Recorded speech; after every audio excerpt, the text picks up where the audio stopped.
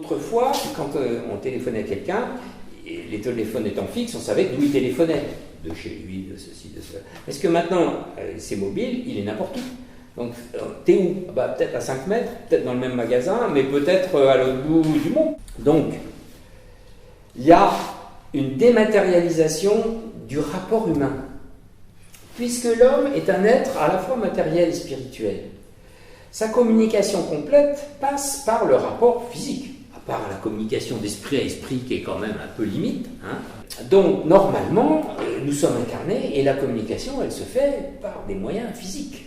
Donc, ce que j'appelle la dématérialisation des réseaux, c'est que cette dimension physique est gommée.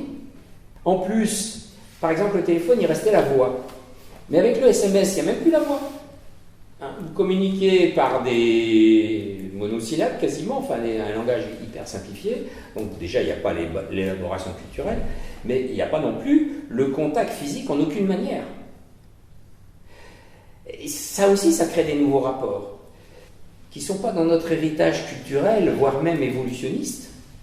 L'homme étant un animal de communication, mais un animal, il a besoin de son corps pour communiquer, et quelque part, dans les moyens modernes de communication, on est privé de corps.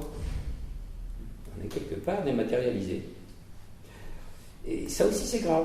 C'est-à-dire que ça demande à être géré, parce que si on est dématérialisé dans cette communication, il faut que ça soit rematérialisé ailleurs, sinon, il y aura quelque chose assez grave socialement qui risque de se passer. C'est-à-dire, paradoxalement, on est dans une société matérialiste, mais qui pourrait devenir, curieusement, d'ailleurs c'est un fait, qu'en même temps qu'elle est matérialiste, elle se développe sur le plan d'un spiritualisme diffus, parce que finalement, ça développe l'idée que c'est pas le matériel qui est décisif dans ces communications, puisque c'est dématérialisé.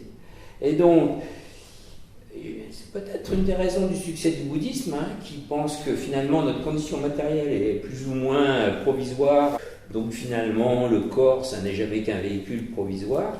Eh bien, ça peut très bien favoriser ce genre de conception, ou des conceptions encore plus farfelues, mais ça peut aussi générer des pathologies. Je pense qu'il y a des gens qui, du coup, vivent dans des mondes virtuels qui sont finalement des addictions. Il y a maintenant des centres de désintoxication des gens qui sont trop dans les mondes virtuels, les jeux vidéo ou autres, parce qu'à un moment donné, on peut être tenté de fuir la dureté du réel pour aller dans les sortes de paradis imaginaires. Donc cette dématérialisation, elle est dangereuse. Elle n'est pas mauvaise en soi si elle est bien gérée, mais justement, encore une fois, pour bien la gérer, il faut une sagesse et une éducation suffisante. Et où se trouve-t-elle? Où se trouve-t-elle? Donc l'être humain est confronté à des choses nouvelles dans son histoire, voire même dans son évolution, qui n'est pas armé pour gérer.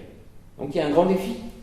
Et je pense que c'est un des grands défis. Il y a les défis de l'écologie, il y a les défis de l'économie, mais il y a les défis des moyens modernes de communication qui nous mettent devant des situations qui sont, là aussi, à la frontière de l'équilibre humain.